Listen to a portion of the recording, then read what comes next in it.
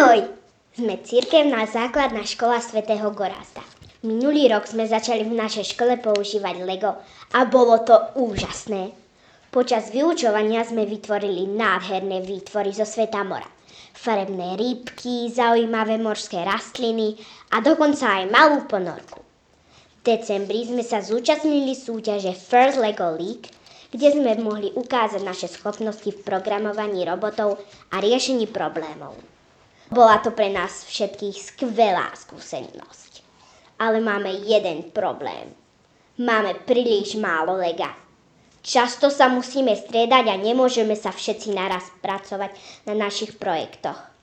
Rodičia z Rady rodičov nám prisľúbili pomoc, ale na nákup dostatočného množstva lega z úprav to nestačí. Preto potrebujeme vašu pomoc.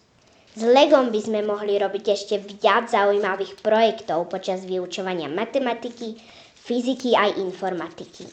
Predstavte si, ako by sme mohli stavať a programovať vlastných robotov, vytvárať modely budov alebo dokonca navrhovať riešenia ekologických problémov. Pomôžete nám splniť deťom sny? Každý príspevok nás priblíži k cieľu, aby každý žiak mal šancu rozvíjať svoju kreativitu a technické zručnosti s Legom. Ďakujeme vám.